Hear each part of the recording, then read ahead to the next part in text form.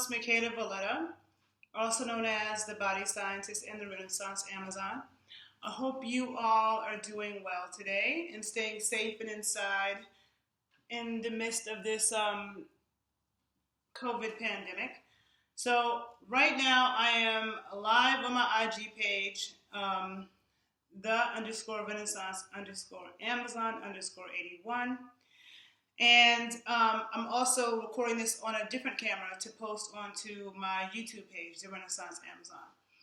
So in case you're unfamiliar with me, I have a background in exercise and sports science, nutrition science, a little bit of biotechnology, okay? And so, I'm very committed to studying all the ways that we have to take our body to its highest level.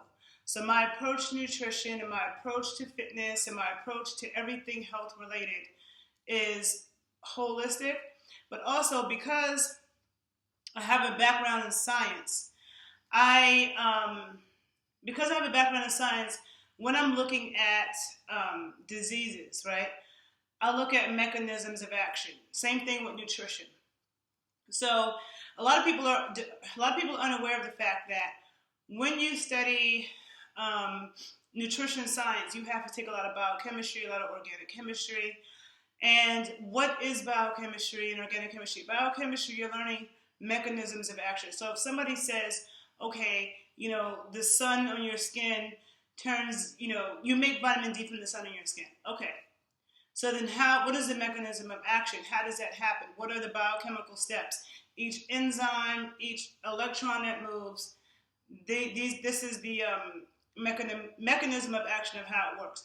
Or if somebody's taking a certain medication or whatever it is in the body, you can explain the biochemical steps. That's called the mechanism of action.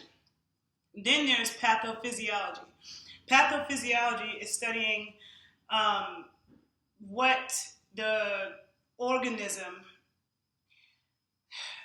Okay, pathophysiology explains what the physiology of this bacteria and virus, how it affects your physiology, how the physiology of the virus and the bacteria, and how it affects your physiology. Okay. Now I'm saying all this to say, okay, the whole point of this actual video is that I made a decision to go to New York City and make sure my family is good. Okay, so my parents are in New York City. My mom is 70, my dad is 77, and my twin brother's in New York City. And then I have really good friends who are healthcare workers in New York City, who are ER doctors and nurses, right? And I've done a series of videos in the past couple of weeks talking about the different ways we can strengthen our immune system and what to do if you have COVID symptoms. So I've done videos about that in the past couple of weeks, but also if you look back at my work from years, you'll see me talking about these things, okay? And I always have lots of sources. So definitely check out the sources that I recommend or that I post below my videos. And you can find those videos on my page, TheBodyScientist81. And I will also be doing a series of videos during this situation to explain to you the science behind how the virus works and various things in your body, okay? So we can all be as healthy as we can. So I made the decision to go to New York because I do care about my family members, right? And my mom, she is the best student. Everything I told my mother to do, she does, right? When it comes to exercise or when it comes to nutrition. My dad, on the other hand, is more hard-headed. He'll listen to what I say on the phone, and he'll say who's going to do it, or okay, and then, he'll tell my mom, he's so dramatic. He'll be like, oh, she wants me to do all these things, and he acts like it's so much work, which is not. My dad is always bragging to people about how smart his daughter is, and he's always bragging about my credentials, to the point where it can be embarrassing. And he even does that to the doctors when he goes to the doctors. And that's another thing. I always either go to the doctors with my parents or I listen in on FaceTime. So I know what's going on with them, every test that's done. I understand the measurements. So I've already been on my parents and their health anyway, okay? Because I know too much for my parents to die before they should, okay? And I care about them. I love them. They were great parents. They were great for me, so I'm going to be there for them, right? So the fact of the matter is that my dad will brag to people about, oh, my daughter's so smart. She has this degree, yada, yada, yada. And they'll ask me for help with, exercise and health stuff. But every time I give my dad advice, he half listens to me. He starts telling me what the doctor told him. And I'm telling you right now, no disrespect to the medical doctors, but they really do not understand how the body works, okay? Before this, I listened to doctors and science stuff all the time, right? But since this COVID thing has been happening and I've been nonstop researching, I have been researching, okay? That's what I've been doing a lot of.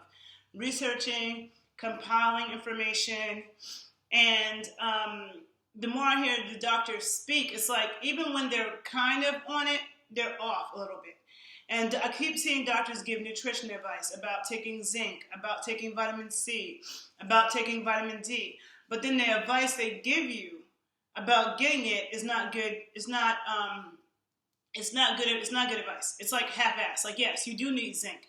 You do need vitamin C. You do need vitamin D. Okay?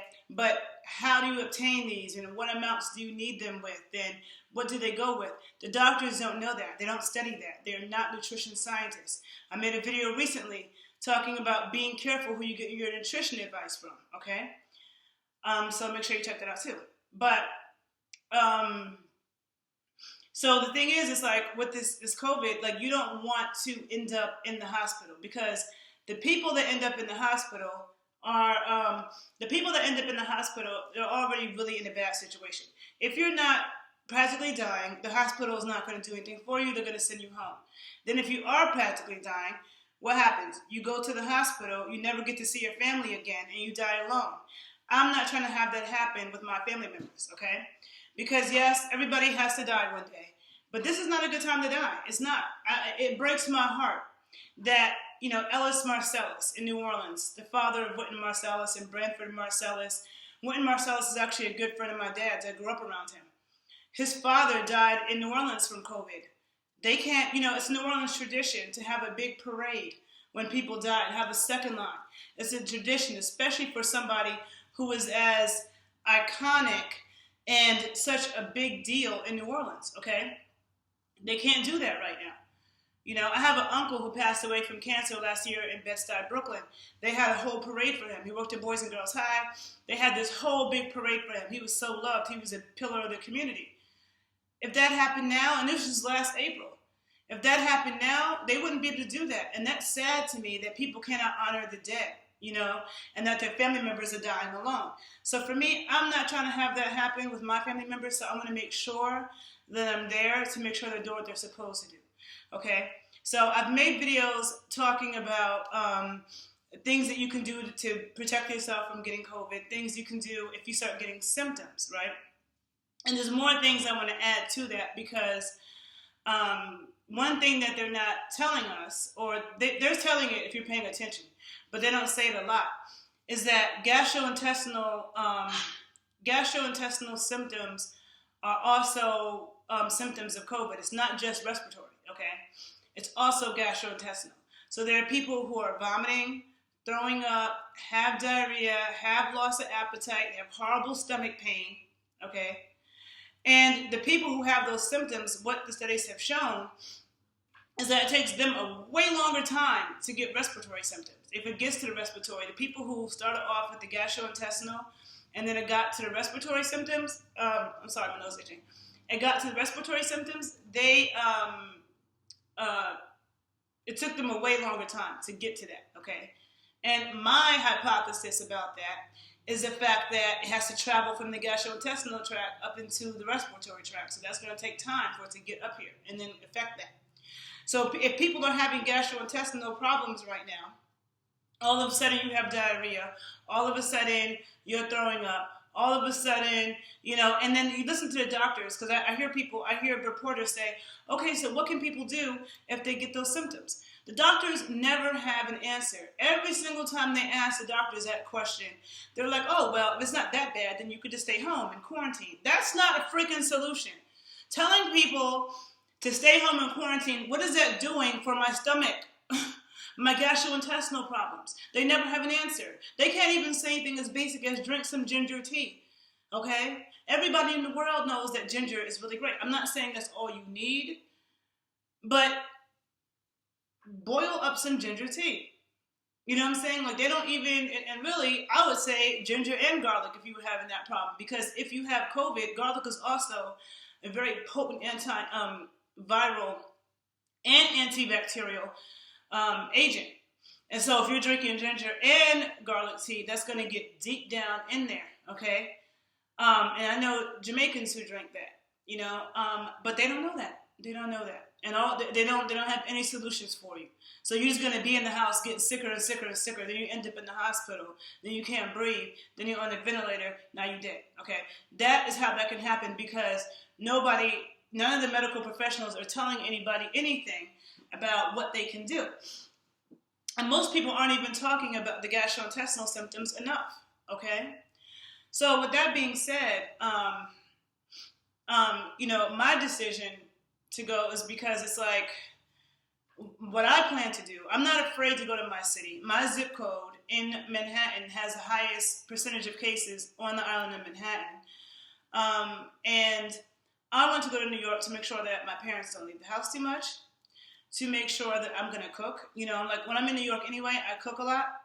But, you know, consuming broth is super critical for your immune system. Okay, I've talked about this in videos before, and I'm going to do a video on broth science very soon, so probably tomorrow, so I can explain in depth why broth is so good. There's like 100 reasons, and I'm going to get into the science about that. That'll be on my page, TheBodyScientist 81. But, hold on a second, let me fix this. Okay, what was I going to say? Yeah, so I will go and make brothy soups, make good chicken soups, right, that have a lot of broth. And every day I'm going to make sure that my dad drinks his green tea with echinacea, okay? Green tea with echinacea, put some olive leaf extracts in it daily, okay? I ordered food from the farm. When I'm in New York, I order my food. If I go to Whole Foods and get some things, but I get my raw milk, my raw cream, my eggs, a lot of like butters, cheeses, kefirs. I get it from a CSA, which is Community Supported Agriculture, local farms, Udder Milk, uddermilk.com. I'll post it below. UDDER milk.com. And they have all kinds of farm foods, right? And I've been ordering from them for over a decade. So I'll have that food delivered, right? So I ordered some raw milk. I ordered some raw cream. I ordered 2 dozen eggs, because the egg yolks are very high in vitamin A and D, which you need to prevent respiratory tract infections, but all infections, critical for your immune system. Vitamin D deficiencies is chronic in the world, okay, especially amongst black people, but it's a problem, period. I have videos where I talk about that. Same thing with the raw milk and cream, also very high in vitamins A and D, which you need for your immune system. Coconut oil is something that kills, has shown actually to kill the coronavirus. So I would get up in the morning, make a shake with raw milk, put some kefir in it, an egg yolk in it, a whole bunch of fruit in it, some coconut oil, a little bit of coconut milk, okay? Have my dad drink that. He'll drink it because it tastes good. If I tell him to do it, he acts like, oh, this is so much. He's so dramatic. But anything I give him, he's going to eat it. He's going to think it tastes good because it does taste good, okay? And he's not even that picky to begin with. So do that. Then make a big thing of soup full of broth, okay? Make sure, I've already been on my dad about cooking with traditional fats like ghee and tallow and stuff like that. So I'm going to make sure he's still doing that. And if I see any bit of sickness, in anybody in my family, I start seeing you can't breathe, whatever. Okay, you know what we're going to do? We're going to put some garlic and oregano and thyme and eucalyptus, okay, in a pot of boiling water and, hot water. Cover your face with a towel, and you're going to deeply breathe in that steam, okay?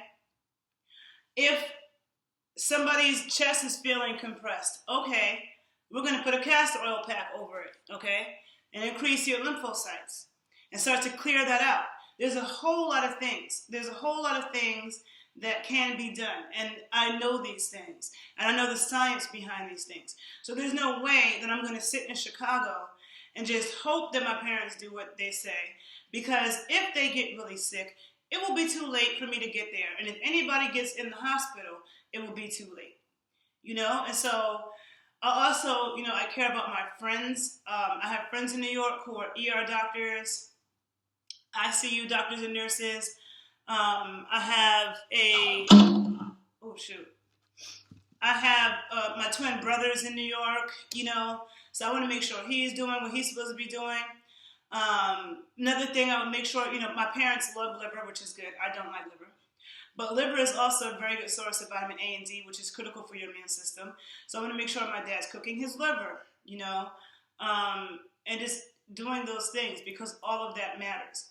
So that's why I'm not scared to go to New York. I'm not nervous. I feel more nervous about being here and not being there to assist and make sure they're doing what they're supposed to do. My friends who are healthcare workers, I check in with them. I ask them, I have a friend client who's an ICU surgeon in Brooklyn, and he's constantly telling me how tired he is, constantly telling me how people are dying left and right. So I always ask him, what are you doing to take care of yourself? Because I've already been on him. He's somebody that likes to exercise a lot, and that's good because a lot of doctors and nurses don't really take care of themselves. He's somebody who avidly works out. He looks like he's in great shape, but he's always eating bullshit, and I've been on him about that for years. So now I'm checking in with him what are you doing to take care of yourself?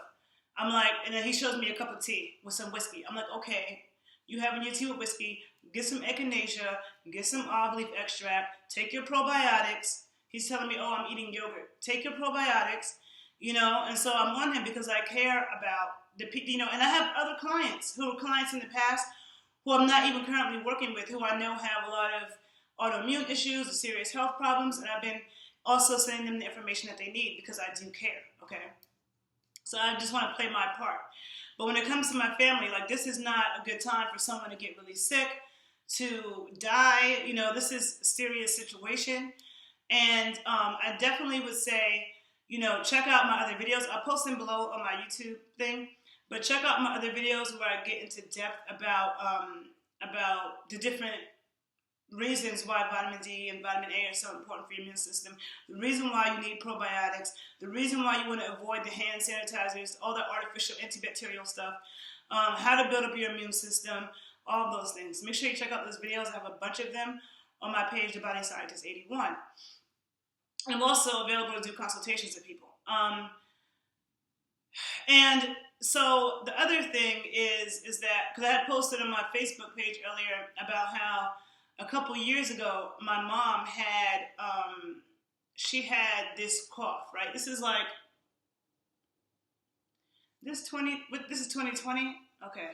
So I think this might have been 2018. I don't remember if this is the end of 2017 or the end of 2018. I don't remember which year it was, okay? It was either the end of 2017 or the end of 2018. That I was home for Thanksgiving. My mom had this cough, right? And she sounded like she was coughing up her lungs. And it was really bad, and I was worried about her. And I come back for Christmas, and she was still coughing. And she was coughing really frequently, literally every 2 minutes she was coughing, and it sounded like she had fluid in her lungs, right? It sounded like she had fluid in her lungs, and it made me nervous. And we were going to Virginia for Christmas to her sister's house, who was a retired nurse. And I said, I was really mad at my mom that she hadn't gone to the doctor to get it checked out. So I was kind of yelling at her and what's wrong with you? And we went to Virginia. Her sister, when her sister heard her labored breathing and the cough, her sister thought that she had fluid in her lungs. I thought the same thing, that she had fluid in her lungs. I was almost sure that she did, right? Her sister thought the same thing. On Christmas night, her sister made her go to the emergency room. And I went to the emergency room. We were there all night. The doctors ran a test. They said her blood pressure was really high. And there was something with her kidney enzymes that they were saying that black women tend to have this elevated number, and which can indicate and possibly lead to kidney disease, right? And my mom was borderline. But they couldn't, other than that, they couldn't figure out what was wrong with her lungs. They said, there's no fluid in your lungs. They did whatever scans. There's no fluid in your lungs, but they didn't know what it was. They were when you go back to New York, go to your doctor, get it further checked out. So when we got back to New York, I took her to a chiropractor who does applied kinesiology. Now, this chiropractor, his name is Dr. Kobitz, amazing. I first went to him when I was in graduate school. Okay, so 2003, my senior year of college, my mom got hospitalized because she thought she was having a heart attack, right? And she was in New York Presbyterian Hospital, Columbia Presbyterian Hospital, one of the best hospitals in the country. They ran all these scans of her heart and her lungs. They didn't find any problems with her heart and her lungs. And my mom smoked cigarettes, Newports, a pack a day for years, okay? She stopped cold turkey like maybe 4 years ago. But prior to that, my mom smoked like a pack of Newports every day. So my mom really thought like she had some kind of lung problems. They didn't find any problems, right? So that was in 2003. And then my aunt took my mom to this chiropractor, Dr. Kobitz, who does applied kinesiology. And he said to her, he examined her and he said, "You're eating too fast. Slow down your eating." And she said, "You know what? I do eat too fast." And she observed that and she listened, slowed down, the problem went away. Now, my freshman year of graduate school, 2003, 2004, I remember I went to a meeting with a track coach, right? This Cuban track coach, and we were at a dinner meeting. Both of us ordered salmon. We ate this salmon, and I went home, and I remember that on my way home, my stomach was like, it felt like this churning, burning, tingling feeling, right? And it was abnormal. I'm very connected to my body, so I noticed things like that. So I went home, and I remember I couldn't fall asleep that night. And I never have a problem falling asleep. I don't care if I just drink a cup of coffee. I can still lay down, close my eyes, and go to sleep. I don't have those problems. I remember I laid in the bed for like 10 hours, and I could not fall asleep. And I felt this tingling down my spine, right? Down my spine into my legs. And I'm thinking to myself, because like the only thing that would cause that is if you had a spinal injury. And I'm thinking about the things I had done the days prior.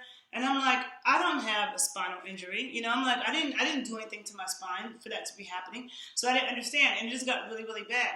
So I ended up going to the emergency room, was there for hours, like always, there for 15 hours. I don't remember them ever helping me with anything. I go home. I went to my doctor's, right? Okay, first of all, it changed from that tingling to then if I ate any little bit of food. If I ate just a tiny piece of bread, okay? A little ball of bread, and I ate that, I would get the most intense pain in my stomach, okay, in my intestines, where I was like keeled over. So, and then when I would try to walk, I couldn't breathe, right? I would randomly get this pain that shot down my chest, down into my arms, this stabbing, horrible pain, right? It was debilitating. I remember I was taking class at Brooklyn College, and I was at Columbia. And I remember one time being at Brooklyn College, and I don't even know how the hell, I don't know if I had to take a cab from Brooklyn to Harlem because I was in so much pain, I couldn't even move my arm. And then I couldn't really breathe. Like, I looked fine, but when I walked down the street, my lung cage, it couldn't expand. It was like my lung cage was stuck, right? So I couldn't take deep breaths. So I would walk and be like taking these tiny little breaths. So I was like walking down New York really, really slow. And so I ended up going to a doctor, on campus. They tested me for every kind of hepatitis A, B, C, and every virus that exists. They didn't find anything. I went to my doctor, who at the time was Oprah's doctor. He was a celebrity doctor, okay? So I went to this, big-time doctor who was already my doctor, had good health insurance, okay? So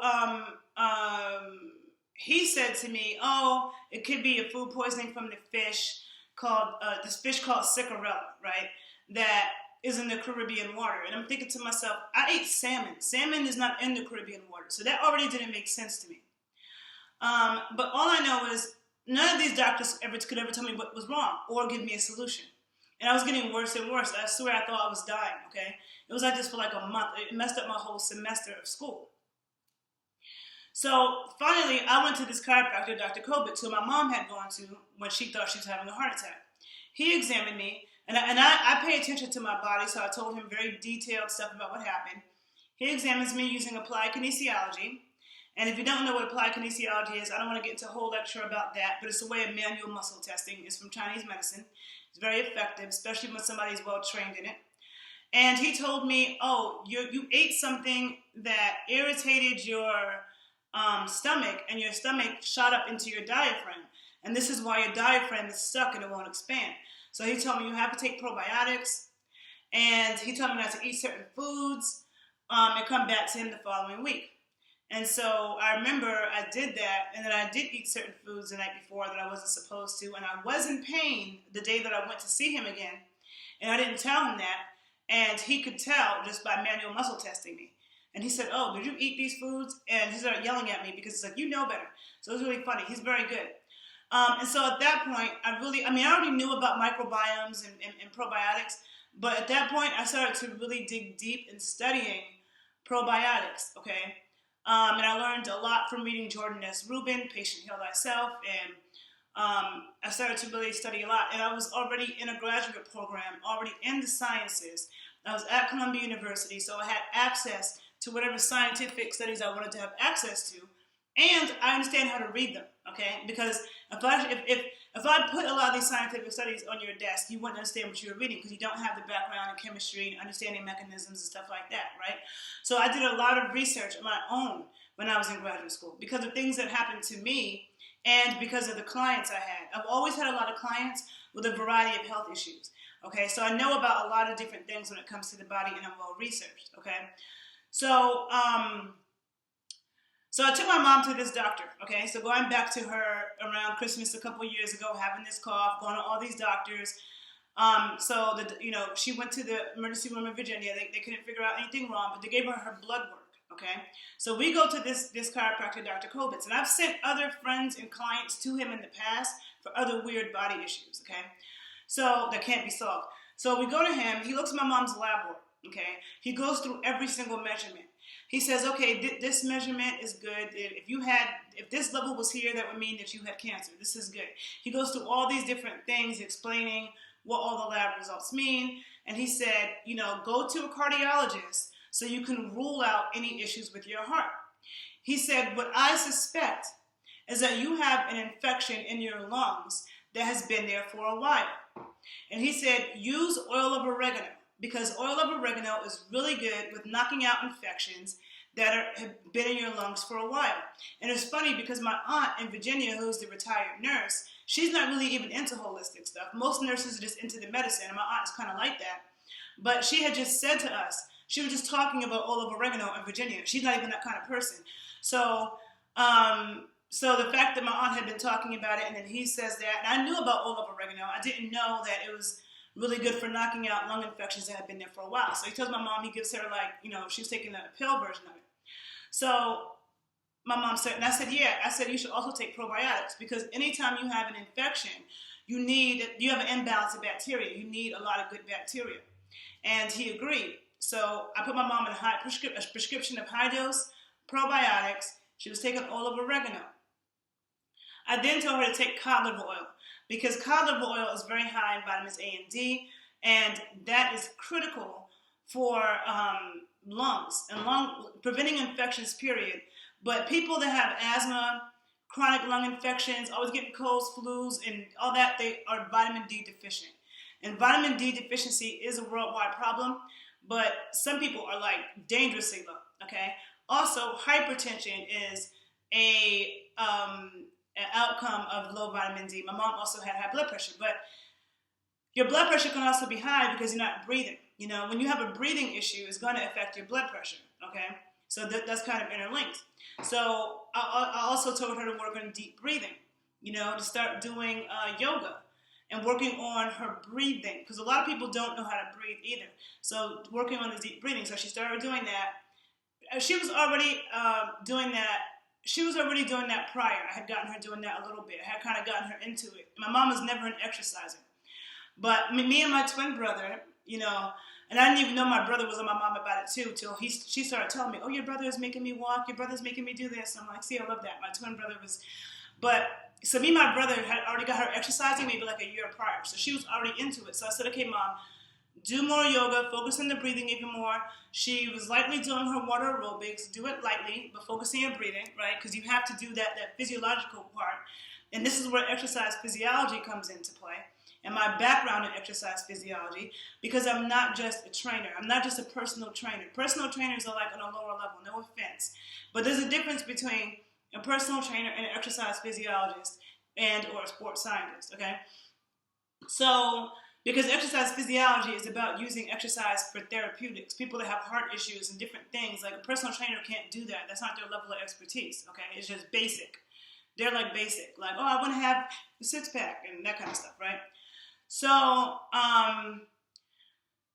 and then I told my mom, make sure you consume coconut water every day or watermelon juice, because people with hypertension also are chronically dehydrated. People always say stop eating sodium. It's not the sodium that's really an issue. It's the balance of sodium and potassium. And when people are chronically dehydrated, they need a lot of potassium. I have videos where I talk about that. So I told my mom also drink some coconut water, watermelon juice every day. So she did all those things. She started taking cod liver oil, high dosage of probiotics, oil of oregano. She's working on her breathing. And then we went to the cardiologist, right? And the cardiologist did scans of her heart and her lungs, okay? And at first, the cardiologist, when she saw my mom's labs and you could see the cough, the cardiologist thought, I think that you might have had a heart attack and you didn't know about it, okay? So we're going to take a deep scan at your heart and your lungs. And my mom had already been diagnosing herself with COPD, but she didn't have COPD. But she kept saying, I know I have COPD, I know I have COPD, because she smoked cigarettes for so many years. But she actually didn't have COPD. Okay. The cardiologist scans her heart and her lungs and didn't find anything wrong. She said, no, even though she suspected that my mom might have had a heart attack, she found after doing all these scans and tests that my mom had not had a heart attack. She didn't know why my mom had this cough, right? And she said, okay, she wanted to put my mom on cholesterol medication and hypertension medication. I don't want my mom to take either one of those because there's horrible side effects to both of them. And that's a whole nother lecture for another day. So I didn't want her to take them. I kept advising to her to keep doing what she was doing, right? And every time she went back to the cardiologist, I came with her. And her blood pressure was getting better and better. It was really getting significantly lower. But your blood pressure can be different on different days and different times depending on what you're doing. But her blood pressure was dropping and it was improvement. So the cardiologist was like, great. Okay, like, so she wasn't really trying to push the drugs so hard anymore. But then somehow I dropped the ball. My mom went to the cardiologist and I didn't know about it. And the doctor got her to take the hypertension medication. And now she's taking hypertension medication. She's still doing all the other things, but she's taking this medication, which I don't want her to take. And she ended up going to a holistic naturopathic doctor too after this. And he told her many of the things I had told her. But the thing is that having hypertension definitely can increase your risk of getting morbidly ill and dying from COVID. But being on hypertension medication can as well, okay? And I was in more in-depth videos about that. Anyhow, my mom, taking my advice, after about 3 months, that cough went completely away. That persistent cough that she constantly had that wouldn't go away, nobody could figure out what it was, completely went away, and it has not come back since then. And that was 2 or 3 years ago. That was either, at this point, that was either the beginning of 2018 or the beginning of 2019. I don't remember. I think it was the beginning of 2019. Wait. I don't know. Okay, so with that being said, no, it was the beginning of 2018. I remember now. Okay. So with that being said, it's like, that's the reason why. It's like, I know that these doctors, they don't understand how the body works. They understand what they were told in school, okay? So they've been bombarded with all this science. They have to pass all these exams in medical school where you have to regurgitate what you've been told, whether it makes sense to you or not. And you really don't have any extra time to dig deep and critically think. You just have to memorize what they want you to memorize and make sure you know it for the exams so you can pass all these hard exams. Then you place in a residency. When you place in a residency, you then specialize in this one thing. You become laser focused. So a lot of times a doctor who's a doctor for one thing, they don't understand how this works, okay? Like, you know how the lungs work, but you don't know how the gastrointestinal tract works. Then you have to go to a different doctor for your hormones, and a different doctor for fertility, and a different doctor for your throat issues. I mean, it's just like a different doctor for every body part instead of understanding how it all works together. So people are going to all these different doctors for all these different problems when these 5 problems are coming from these 2 imbalances. But the doctors don't realize that because they don't study how the body works in that way. They don't study nutrition science or exercise physiology. And that's why I remember when I was in college, I remember being in college and thinking to myself, I'm so thankful for what I'm learning right now, because I felt like if anything else, this information can be and will be useful to my family forever, okay? And so at this point, I'm really glad that I know what I know. And that, you know, I study as much as I do. Because a lot of doctors, they don't have time to read research. They don't read research. And even the medications they prescribe, they don't read the research on that. The drug companies come, take them to dinner, tell them the drug reps, the pharmaceutical reps, who I don't have any respect for. Because anybody with a pretty face can be a pharmaceutical rep. They don't even have a background in chemistry or anything. And they're over here pushing drugs, taking, you know, whining and dining doctors so they can sell these drugs that are hurting people. The doctors aren't, instead of those doctors spending time, you know, reading research and critically thinking, they don't do that. They're overworked, you know, and they don't learn other things. And they don't see the full picture. And then when you go to the doctor, you spend like 5-10 minutes with them. You can't really find that much out from 5 or 10 minutes. When I work with my clients, I talk to them for like 1 to 2 hours, asking them a whole bunch of questions and getting a bunch of information. So you go to the doctor, and then, you know, they ask you a few basic questions. They're not really doing a deep evaluation. And even with the COVID situation, to ask somebody, have you been around somebody with symptoms? Like, that's an insignificant ass question. Because COVID can be, a lot of viruses and bacteria can be transmitted when people don't have any symptoms, okay? And we know that with COVID. So to ask somebody if you've been around somebody who's had symptoms or somebody who's affected by it, how the hell do you know? That shit could have came from anywhere. And it might not have even come from a person. It might have come from you touching something. It might have come from you breathing the air because it lingers in the air for a few hours. And the thing is that from the very beginning, if you look back at my YouTube videos, I said, I think you can get this from pets, okay? I don't care. I think you can get it from pets. And I have my reasons for believing that. And now I see when they ask scientists and doctors, can you get COVID from your pets? They're like, oh, well, there's no evidence, so we don't think so. But they don't just outright say no, okay? And then they keep focusing on, well, don't worry about your pets getting sick. You know, what the hell? I don't care if the pets get sick. I'm worried about the pets making people sick. But you know what? I don't have a pet, so I don't have that problem. But people with pets better be careful, okay? The other thing is I made a video the other day on my page, TheBodyScientist 81, talking about exercise and COVID and why I don't think it's a good idea to really be exercising outside unless you're in your own backyard or unless you go to the country somewhere in the woods and there's nobody around. But in urban areas or whatever, being in the park and jogging down the street, not smart. Because you can take deep breaths of it in the air. It's airborne. It lingers in the air. Okay? Especially if somebody else's breath, like somebody's breathing their breath, it could stay in the air for a while. So you're walking down the street and somebody jogs past you and then you walk into their air. Or let's say you're jogging yourself and you jog into their air and you're taking deep breaths when you're exercising and jogging. And now you're breathing in huge amounts of this. I said this a couple days ago. And this is, again, thanks to my knowledge as an exercise physiologist / body scientist. And now I'm seeing articles saying that. I'm seeing articles saying that they have simulation studies that are showing that exercising outside can increase your risk for COVID for those very reasons. I already said that. I said a long time ago that it can cause gastrointestinal issues and the vomiting. Now they want to talk about it more. So I'm telling you, I know what I'm talking about. So I'm going to make sure that I go to New York and I make sure my family is good by making sure they're eating the foods they're supposed to eat. They got the herbs and the teas. And if anybody starts to show any signs of sickness, I know what to do to help knock that out so nobody's going to the hospital and nobody's leaving here before they need to. Okay? So every time people try to tell me, oh, don't go to New York, like they're so scared for me. I'm not scared. People are so hypocritical because they're the same people that be like, oh, don't watch the news. It promotes fear, and the media trying to promote fear. But then when I say I'm gonna go help my family, y'all the first people to be acting like you're scared for me. Man, please, the hell with that. Okay, if you can have nurses and doctors flying to New York City from other cities, leaving their family, then I can go to New York City, my home, where my family is, and make sure they're good. Okay? I feel way better about that than sitting here and then something happens and I can't do shit. Okay? And some people try to tell me, oh, you can't force grown people to do things. Yes, I can. I will force my dad to do everything I tell him to do, and he's going to do it. Because at first, in the beginning, when he was halfway listening to me, I said, forget it, let him do what he does. I'm not going to. But I'm like, no, I'm not going to do that.